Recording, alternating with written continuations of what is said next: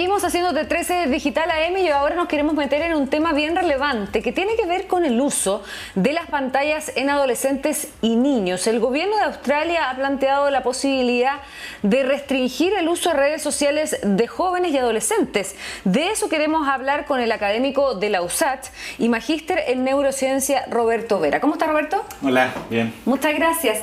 A ver, ¿qué tan dañino es el uso de pantallas, de dispositivos electrónicos en niños pequeños? Segmentemos un poquito por edad, partamos por adolescentes. Bueno, en el caso de los adolescentes todavía están en periodo de crecimiento su cerebro y el daño más grande, más importante tiene que ver con déficits atencionales e interrupción de la calidad del sueño. Básicamente la profundidad de este y la calidad, en definitiva, del sueño en este tipo en ese segmento. Se ha visto también que puede haber efectos en la conducta, en la agresividad, en la falta de tolerancia a la frustración, básicamente porque hay un arrastre de consumo de pantalla y de redes sociales que está involucrado. ¿Estás de acuerdo con este tipo de restricciones, particularmente del uso de pantallas por los efectos que genera en el cerebro de los niños? Sí, estoy de acuerdo en la restricción. Vivimos en un mundo tecnologizado en el que el uso de las pantallas está masificado. Retirarlas un 100%, prohibirlas de forma drástica, ¿cierto? No tiene ningún sentido, no tiene ninguna plausibilidad, no tiene factibilidad, pero sí hay que restringir enormemente su consumo. En eso sí hay consenso. Y en ese sentido, bueno, el llamado a los padres también, que muchas veces le entregan un celular o una pantalla a un niño. Y sobre esa misma lógica, bueno, también se ha hablado sobre prohibirle, y eso es mucho más fácil, a un niño, un infante, ¿no? Un lactante que tenga pantalla. Por ejemplo, muchos papás para calmarlo, a veces para comer, le ponen el teléfono. Sí. ¿Qué tan dañino es eso para un bebé? Para una bueno, bolita? Ahora pasamos al otro segmento. También está en periodo de crecimiento estos cerebros. Hay ventanas críticas de crecimiento del sistema nervioso y particularmente del encéfalo, que tienen que ser muy cuidados, ¿no? En estas etapas lo que se aconseja desde el punto de vista de la evidencia es que de 0 a 2 años el uso de pantalla sea cero, restringido a cero, nulo. Eso involucra televisión, videojuegos, pantalla, etcétera, tablets, lo que sea. Y en su lugar reemplazarlo por lectura, por juego, incluso por aburrimiento. Los niños pueden gestionar sus propios tiempos, aun cuando esto pueda ser contraintuitivo, ¿cierto? Que un niño menor de 2 años pueda gestionar sus propios tiempos y eso se ha visto que es posible. No es malo que se aburran, no es malo que lloren hasta un cierto nivel, ¿cierto? Pero efectivamente yo entiendo que, y la ciencia también lo entiende así, digamos que hay ocasiones, hay ciertos contextos complejizados dentro de los hogares que hacen pertinente que un papá o una mamá le entregue una tablet o un celular al niño para que se distraiga en eso y no moleste, por ejemplo. Ahora, eso sí es cuidado, si los contenidos son regulados, etcétera, es lo que hay, no habría mucho más que hacer, digamos, pero taxativamente de 0 a 2 años, a 3 años incluso, hablan mucho, que el uso de pantalla debería ser 0. Ahora, claro, estamos hablando de una perspectiva desde la neurociencia, ¿no? Sí, del efecto que tienen las pantallas en el desarrollo cerebral de un niño en temprana edad y también en un adolescente. ¿Hay algún momento en que no es que se recomiende, pero sí se puede a lo mejor bajar también estas normas y estas restricciones como papá? Porque los colegios también las están prohibiendo, pero muchos también defienden el uso de pantallas desde la perspectiva pedagógica. Ya, bueno, ahí hay que ser súper claro. Visto de otra perspectiva, no hay ningún estudio que apunte a que el uso de pantallas, ni siquiera para cuestiones educativas, tenga algún efecto ganancial. Que sea un beneficio. Un beneficio. Cuando se comparan, cuando hay estudios comparativos, no hay nada que diga el uso de pantallas en este segmento, o por este tiempo, o los famosos TICs, que son las tecnologías implementadas en el aula tengan algún tipo de beneficio. De hecho, los estudios, incluso encargados por la OCDE, que hablan de estos instrumentos de medición de PISA, por ejemplo, cuando los países han implementado los TICs o cuando han invertido en colocar tablets dentro de las aulas de clase, no reportan ningún beneficio. Todo lo contrario, disminuyen los puntajes, matemática y lenguaje. Así que yo te diría que, en definitiva, no hay ningún argumento para implementar consumo de pantalla exagerado a ninguna edad. Ahora bien, ¿cuándo podríamos relajar estas medidas? ¿Cuándo podrían hacerse más flexibles? Los estudios que yo he revisado, los últimos, te diría de los últimos 5 años en adelante hasta la fecha, sugieren que después de los 15, 16 años, estas podrían ser unas normas un poco más flexibles, llegando incluso a sugerir que los adolescentes de esa edad pueden consumir 1 hora diaria total de pantalla. Eso incluye todas las pantallas digitales, no solamente el teléfono. O sea, teléfono, tablet, computador, todo. televisor, incluso. Claro, porque cuando uno dice pantalla como que se olvida de la tele. No, por supuesto. Pero está considerado porque está más también, normalizado. Por supuesto. Está mucho más normalizado. Sí. Y esos también, esos efectos uno los puede ver. O sea, hay generaciones completas, me incluyo, que creció también como con el televisor prendido en la casa. Sí. Y bajo esa lógica, volvamos a revisar también, Roberto, los efectos en un cerebro que está expuesto en demasía a los estímulos audiovisuales. Mira, hay varios efectos. Yo diría que dentro de los más importantes, los más notorios, está el que mencionábamos al principio, ¿cierto? La disminución en la calidad del sueño, alcanzar profundidades de sueño. Hay toda una arquitectura del sueño que es responsable de que nosotros, por ejemplo, memoricemos gestos motores, memoricemos las materias que estamos estudiando, en el caso de los alumnos, ¿cierto? Ese es un efecto muy, muy importante. El otro, la sociabilización, las interacciones cara a cara, persona a persona. Los niveles de empatía han bajado sustancialmente desde el uso de las pantallas, cuando se ha masificado esto.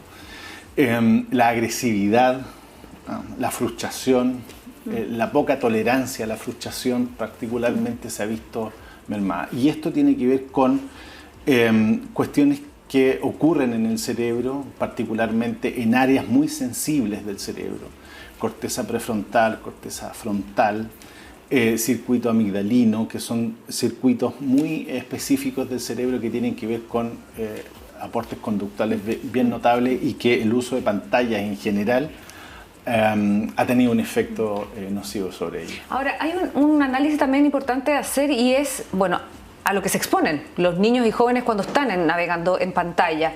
Redes sociales es una cosa y también los juegos. Sí. Entiendo que los juegos además están bajo una lógica neurocientífica bien particular sobre la recompensa rápida, ¿no? Sí. Pronta. Sí. Y eso genera también después problemas también en el desarrollo y en la relación con los otros. ¿O no? La incapacidad de frustrarse, por ejemplo. Y el deseo de obtener recompensa constantemente a toda acción que se desarrolla. Sí, tú lo has dicho muy bien. En definitiva, lo que hacen los videojuegos, las redes sociales, es darte inputs que son súper placenteros. Nuestro cerebro funciona y tiene todo un aparataje para recibir recompensa y placer por ciertas actividades que uno hace. Es placentero para algunos comerse un chocolate, por ejemplo, ¿cierto? Juntarse con amigos, irse después del trabajo en happy hour. Son todas actividades que tienen un sustrato de recompensa y placer en nuestro cerebro. El punto acá es que tú con el uso masivo de pantalla digital, y particularmente lo que ocurre en ciertas redes sociales, para no nombrar ninguna, ¿cierto? Es que te están dando y le están entregando al adolescente, recordemos de nuevo, cerebros en maduración, en proceso de maduración, dosis continuas de dopamina. El cerebro va descargando dopamina y otros neurotransmisores que tienen que ver con el placer, esta recompensa que se obtiene producto de un like, de un corazón, de un comentario, un buen comentario, etc. Esta situación ha hecho que los dispositivos móviles, y aquí está el principal argumento de por qué no deberían entrar a una sala de clase, es porque es un factor distractivo, aun cuando esté apagado, aun cuando el alumno sepa que está apagado, aun cuando lo tenga en la mochila, es un efecto distractivo, porque es un elemento que el cerebro ya interpretó como elemento de placer. Como que genera ansiedad. Ansiedad. Ansiedad Sí. por tocarlo, por agarrarlo, por ver lo que tiene, si es que me perdí algo en alguna red social. Y aquí entramos a lo mejor al terreno más social, porque efectivamente los jóvenes pierden empatía, tiene que ver con el desarrollo también cerebral, pero socialmente hay un montón de cosas de perjuicios. Veo yo como madre, por ejemplo, pierden la empatía. Muchas veces los jóvenes no están tan acostumbrados a decirse las cosas cara a cara y por lo tanto hay un desprendimiento de la afectación que al otro le significa el decirle alguna pesadez o alguna tontera. Y ese tipo de cosas y habilidades sociales también se van perdiendo. Por supuesto. Una de las cuestiones que se ha visto incluso con estudios es que la empatía es la capacidad que tenemos de ponernos en el lugar del otro, ¿cierto? Del prójimo, del próximo. También va mermando, no es que llegue a cero, no hay estudios que apunten a eso, pero sí hay una poca capacidad, poca habilidad de tener empatía por el otro, de ponerse en el lugar del otro, y esto se ha visto asociado al uso no restringido, masivo de contenido que está perjudicando estas habilidades, particularmente lo que dice relación con violencia, con pornografía. En periodos críticos de crecimiento esto no tiene nada que hacer, digamos. Y se ha visto que tienen un efecto bastante nocivo ahí, aparte del que ya hablábamos de la adicción. Bueno, le comentábamos, fue en Australia donde se está debatiendo la restricción de los jóvenes a redes sociales. Acá en Chile todavía estamos en el debate de si prohibir o no restringir los dispositivos electrónicos. ¿Nos estamos quedando demasiado atrás? Mira, yo pertenezco a un grupo de apoderados del colegio de mis hijas que estamos tratando de abogar porque el uso del celular sea restringido en la mayor parte de la etapa escolar, ¿eh? Y este grupo nos dimos el trabajo de escuchar la discusión que hubo en la Comisión de Educación de la Cámara de Diputados, donde se discutió este tema antes de que se promulgara la ley. Y la verdad es que fueron discusiones de orden conceptual, prohibir, regular, etc. La discusión duró aproximadamente 2 horas y 2/3 de esto te diría yo que estuvo básicamente centrado en la cosa conceptual, ¿qué vamos a hacer? En definitiva lo que resultó es que el proyecto dice de pre-kinder, kinder, ¿cierto? Hasta sexto básico, la prohibición es 0, es absoluta. Total. Y de séptimo en adelante queda a disposición o regulación del establecimiento educacional. Y la verdad es que eso no tiene ninguna base científica para que haga factible eso, que sea una cuestión... hacer esa segmentación, esa diferenciación. No tiene ninguna plausibilidad. Desde el punto de vista científico estoy hablando. Sí. Ahora, si vamos muy atrás... nuestra percepción, cuando nosotros hablamos con los encargados del colegio y todo, y con las autoridades, con los tomadores de decisiones, es que sí, vamos atrasados porque esto es una cuestión masiva. Nosotros somos partidarios de que el celular, la tablet, el reloj que tiene comunicación con el celular, etc., todos estos dispositivos no entren al colegio.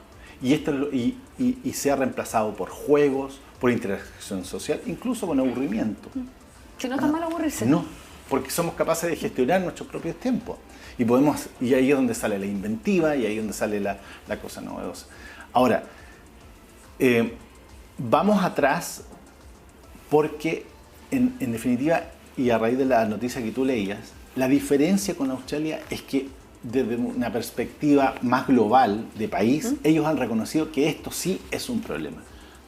Y yo creo que en el debate nuestro ha faltado esa discusión. O sea, la primera acción cuando nosotros queremos cambiar en cualquier ámbito, ¿cierto?, es reconocer que tenemos un problema. Y acá todavía no estamos... Yo creo que no nos hemos puesto de acuerdo en que hay un problema. Si tú colocaras acá a los legisladores, por ejemplo, conmigo, yo les diría que es un problema y probablemente ellos dirían que hay matices, ¿cierto? Desde la perspectiva neurocientífica no hay ya dudas de que esto es un daño, de que causa adicción, tal cual otras adicciones que conocemos. Mi hija cuando me dice que está aburrida, yo le digo que bueno, no lo estoy haciendo tan mal. Mira, sabes que hay una anécdota súper buena. Yo eso lo aprendí una vez que me casé con mis hijas. Mi esposa es psicóloga y yo me angustiaba, la verdad, verlas aburridas, verlas con cara de lateada. Y desde el punto de vista psicológico, esto ya está súper sabido. Es un día ganado, le digo yo. Sí. Qué bueno, Sí. qué bueno. Es un día ganado. Y solamente como reflexión, si es que le sirve a alguien que es padre, apoderado, yo cada vez que cuando me pide un teléfono, mi hija tiene 10 años. Ya. Digo, si yo te paso un teléfono a esta edad, es equivalente a que yo te dejara en una plaza pública, sola, en la noche, a las 10 de la noche, y te dijera te vengo a buscar más tarde cuando se me ocurra. Sí. Es algo equivalente, así de peligroso es. Así que... Ahí está detrás el tema de la negligencia. Sí, la negligencia de los padres, que ese es otro tema. Es otro Queremos agradecerte, Roberto Vera, académico de la USACH y magíster en neurociencias, por esta interesante conversación. Que estés muy bien, que tengas buen día, muy amable. Vamos a seguir avanzando con otras noticias porque queremos contarles